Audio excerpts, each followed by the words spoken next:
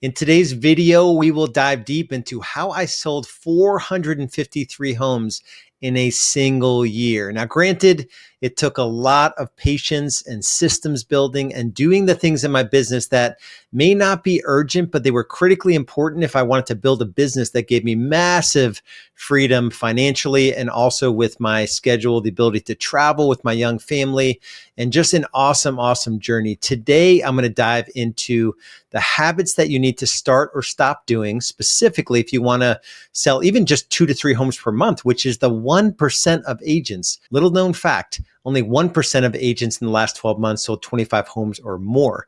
So first thing we're going to get into is the habits to start and stop. Second thing is what to delegate. 85% of what a real estate agent does is administrative in nature. It's critically important that it gets done, but it's very just task driven, button clicking, not the things that make you a ton of money. So I'll spend some time on that.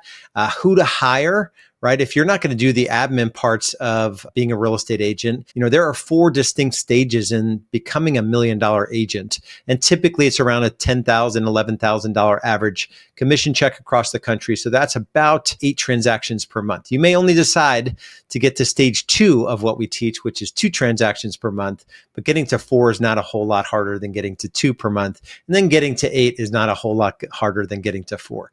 So just understand that there are 4 distinct stages, and we'll go through some of that today as well. Systems are the answer when it comes to, automating and delegating. If you don't have a system behind everything in your business, and this is typically where agents struggle, but if you don't have a system, you are the system, right? You've got to do all the 100 tasks involved in taking and getting a listing active or under contract, or working with buyers, getting them under contract, even just marketing a listing or just doing social media.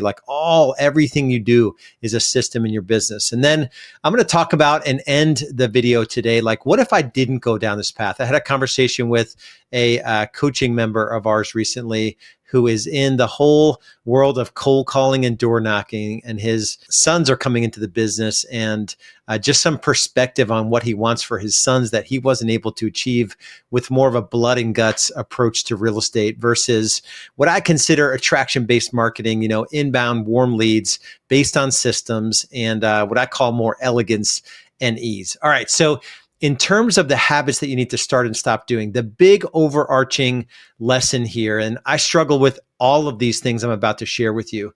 The first one, though, are distractions. There are so many things right on our telephone that are there to distract us. Social media, the 24/7 news cycle, anything that you're finding yourself doing that's taking you off task, like the highly, highly dollar productive activities, those are distractions.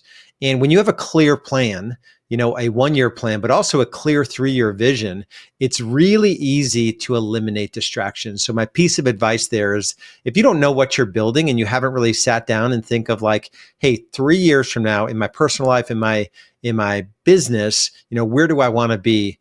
And what do I have to start doing and stop doing in order to get there? So that's number 1, are distractions. The second habit that you must start doing, or if you're not good at this, stop doing the opposite of this, is time blocking the things in your business that must get done. And I'll get into some of what those dollar productive activities are here when we talk about what to delegate. But time blocking, when you're meeting with appointments, when you're doing your new business development, when you're checking email, time block, most importantly, when you're eating lunch or spending time with family or date nights or church or your morning routine, all that stuff has to be time blocked in your calendar. So that's a habit you have to get into. Put them in your calendar as recurring appointments, and then just stick to your best self can design a calendar. But in those moments where you're wanting to not stick into that time block, that's when it really matters most. The last habit here is that if you have the desire to be the 1% of the 1%, let's say get to 3 to 4 homes per month. That's typically in most markets where if you get to that level and you're business is systems driven and you integrate some of the leverage points that we'll talk about here today, that's when money is really good. $10,000, $15,000 of extra cash that you're generating. I can't tell you how many agents, and this is the 1%, that are doing 25 transactions per year and they have nothing to show for it financially. So our baseline promise in Million Dollar Agent Method is to get you to 2 to 3 additional transactions per month within 3 to 6 months of working with us based on a systems approach. And these systems will be in your business for many years to come. But if you're not hitting that 2, 3, 4 home per month run rate, you've got to discipline yourself to not waste time on stuff that's taking you out of that sweet spot. And those are doing the things that you know you need to do, the priorities that must get done for you to be able to grow and even scale your business. All right, so that's number one, some of the habits. I can go into a whole bunch of personal habits around sleep and about exercise, and I'll probably save that for another video. But you do need to, side note here, you do need to make sure you're taking care of your physical body. You can't hack sleep. You can't have a glass or 2 or 3 of wine every night and expect to wake up the next morning ready to get after it. There's a lot of sort of negative personal habits that you might need to think about as well, when it comes to achieving not only to high level in your business, but you want to achieve, as a husband, as a dad, as a wife, as a mother, right? Your parents may be aging, right? There's all these responsibilities we have outside of real estate. So you need to make sure you are dialed in when it comes to the habits personally and professionally. All right. So the next thing is what you should delegate. And this is where I really get challenged a lot of times. We had one of our members, I do a weekly call for members of Million Dollar Agent Method, and I just coach live. And there's one of our members who is a higher end agent. And I just find with the higher end agents, and I've done high end transactions and our process doesn't change. And I've helped agents, in 2, 3, 4 million average price points get a lot of leverage around their day-to-day business. This agent, though, was making the argument that only he could meet with buyers to show homes. And he was making some argument around millennials and he understood them and making the argument that he didn't have time to work on the systems or generate more business or build out a client care system that would drive referrals or all the things we ask of our members. Like you have to clear out time in your calendar to do it. And he put 2 multi-million-dollar homes under contract in a single week. And he was trying to argue that he's the only one that can show homes. I said, that's fine. Your mindset around that is the thing that's going to stop you from actually building a business. I said, when you came into our world, you made the honest admission that you were not where you wanted to be financially, and you were not where you wanted to be with the amount of time and effort and the 7 days a week. And you've been doing that for 20 plus years. Right. So something has to change. And I challenged him to read the book E-Myth Revisited by Michael Gerber. In that book, they talk about the technician, the manager, and the entrepreneur. The entrepreneur thinks about the future. They're daydreaming about how awesome would it be to quadruple my business and work only 20 hours per week. And it was all systems driven and all the leads came in organically and they were like super high intent, ready to go. I didn't have to cold call or pay for leads or door knock, any of that stuff. That's the entrepreneur. The manager actually builds the systems to make that vision a reality. Yet the technician is like drowning in the everyday work, right? So in this example, when I was actively coaching, mostly around mindset, this existing Million Dollar Agent Method member, the challenge was to think about their business in these 3 distinct personalities. He was 100% in the technician role. And he would probably make an argument that only he can write MLS remarks. Spend 3 hours on an inspection, right? So I could make an argument that it's a conflict of interest to be at the home with the buyer and the inspector. And so it's just all mindset. And he gets to decide where he's going to create leverage in the business. So in my estimation, and this is how I ran my business, I could delegate, and my vision was to delegate everything that wasn't like super high dollar productive. So dollar productive activities, DPAs. And there are only 5. And when you understand that these are the only 5 and you analyze where your time is being spent, and if they're not on these 5, then we've got a problem. Then you have not figured out how to detach the time you put into your business and the money you get out. So these 5 are a simple acronym, PLANS. P stands for prospecting. I like to combine the P and the L and call it new business development, but P is prospecting. That's having first-time conversations with would-be buyers and sellers, or even reaching out to your SOI, your center of influence, your COI, past clients, and having conversations. That's just new business development. The L is lead follow-up. 90% of folks that come in the front end of your business in terms of leads generated, they're not ready to earn you a commission check in the next 7 days, even the next 30 days. So 90% have to be on some kind of nurture, email, text, video sequence to add value over time, where when it's their time, they're pre-sold on working with you and they're not going to be looking for another agent. So that's the L, the lead follow-up. The A are consultations, appointments with a buyer to sign them, or a seller, a listing appointment to sign them as a client. Those are first-time client appointments, not inspections, not showings of existing clients. That's an entirely different conversations. That's not anywhere in the acronym PLANS. So appointments are sitting down with a buyer in a sales conversation to sign them as a client. Same thing with a seller. The N stands for negotiations. And this is to negotiate a home under contract, not an appraisal issue that you're negotiating, not a inspection issue or repair list that you're negotiating. I could easily argue that in my market, I can delegate that. I can create a system around it, train someone and delegate that for around $25 to $30 per hour. I made the commitment in my business that I was going to make $250 to $500 per hour. So when I analyzed all these different activities and I was looking for areas of my business to create a system or automate something, then ultimately delegate either to a virtual assistant or an administrator, or even a junior agent in terms of showings or open houses, it was easy for me to make those decisions when I knew that I wanted to make a whole lot of money and I knew I had the ability to.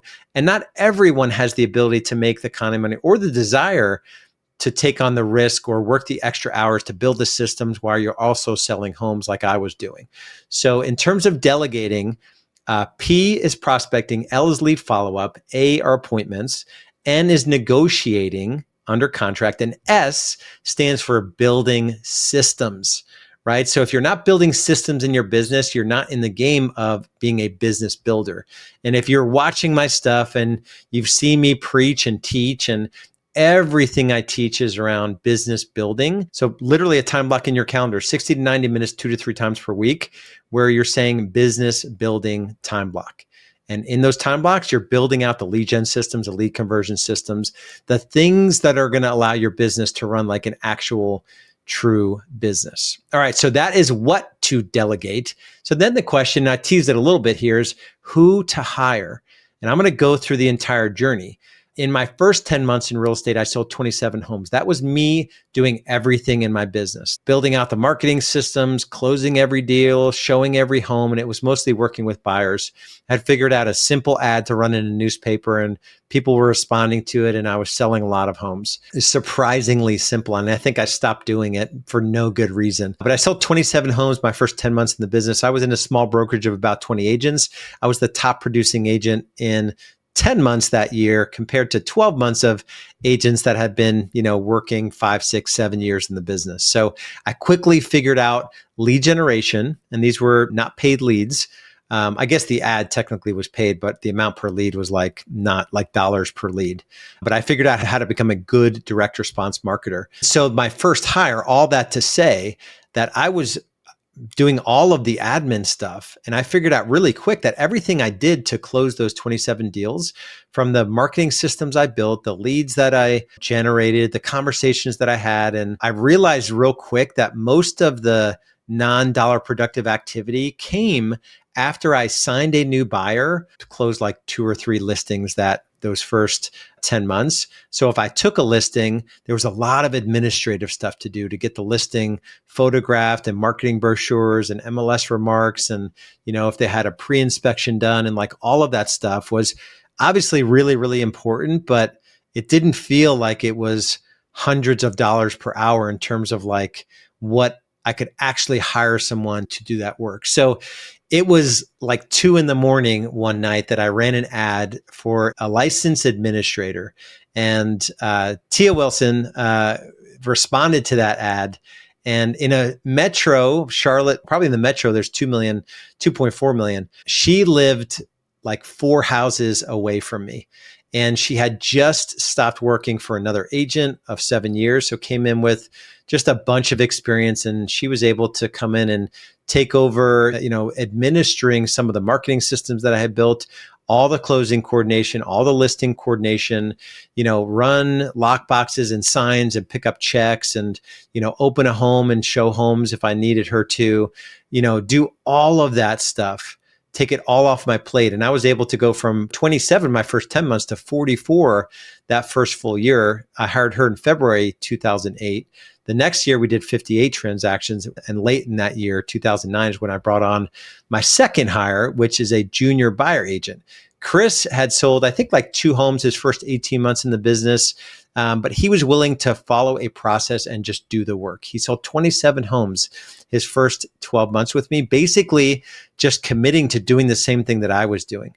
I had figured out some lead gen systems, and he was willing to follow the same process, use the same scripts, and time block his calendar and just do the work. And no one had showed him how to do that work and what the dollar productive activities were. And he actually got his business up to 85 transactions on my team. And I had a couple agents get over 100 transactions per year. I had one of my agents, John, closed 19 homes in a single month. And it's because he didn't have to worry about the leads coming in. We call that leveraged lead generation. And I had built out the client care systems with my admin, at that time, maybe a couple admin. But they didn't have to worry about, the client care issues and getting an active buyer. Once we got them under contract, we could hand them over to the admin team, the operations team. Same thing with a listing. Even when we took a listing, most of getting the listing on the market and then under contract was not handled by the agent. The key hire is that you need to earn the right to hire an admin. I would recommend you go virtual assistant route. Having a local licensed admin is just a major plus because they can double as your marketing coordinator, your listing coordinator, your closing coordinator. They can show some homes for you. They can attend closings. They can run signs. They can do all of the jobs. And the 80% that doesn't make you money, they can take that off your plate right away. And then your job is to double down on the dollar productive activities at that point. So next thing I want to cover are the systems that you need to build. This is critical. I could do 10 hours of training on this. Simply put, though, there are 4 pillars in the $1 Million Agent Method. Leverage lead generation is pillar number 1. Those are the most critical systems. In fact, that's what we spend most of the time together in our $1 Million Agent Method program. Go to $1millionagentmethod.com if you want to learn more about that.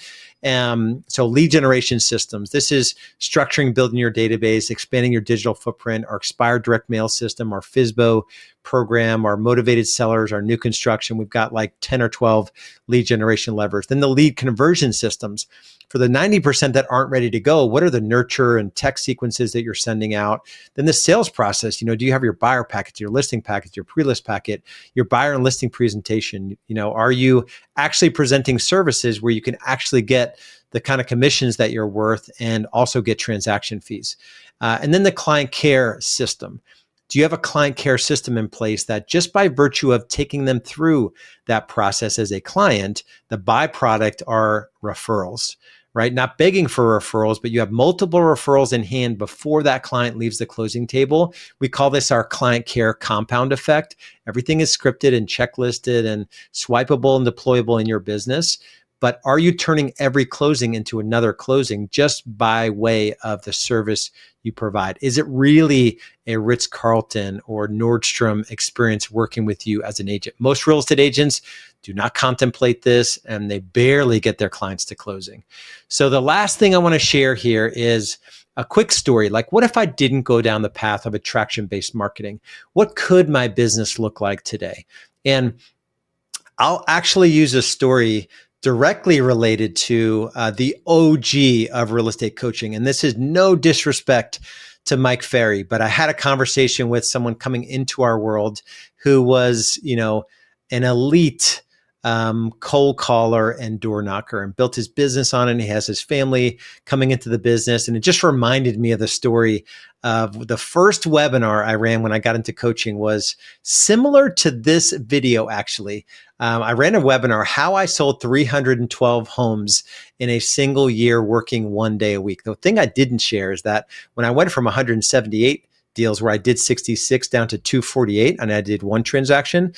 So we increased the business by almost like 40%. And I went down from 66 to one transaction.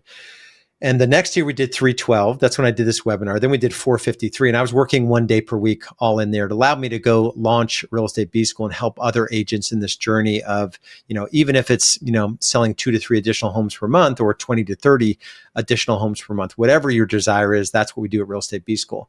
But getting back to the webinar and the 312 homes, I sent out an email to my database, and Mike Ferry himself got a hold of this email.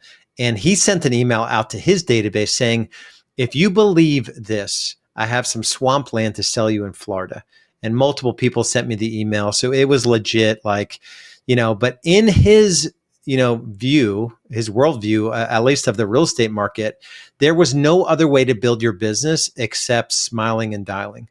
And it works, right? So I just did a video on how cold calling, is cold calling dead in 2025? I don't think it's dead, but to me, it was soul sucking. And I don't know many people that want to start their relationship with like a trusted advisor on a cold call, right? So I'm not picking on cold callers. If that's part of your business, that's great, because we do really well when we come in and we bolster that type of business with our attraction-based marketing, warm inbound, organic leads from your database, your digital footprint, expireds, FSBOs, motivated sellers, new construction. It's just a different approach to your business. And what my life could have looked like is exactly what this guy's experiencing now, is that he's realizing that there aren't many people that can do what he does at the level that he does it.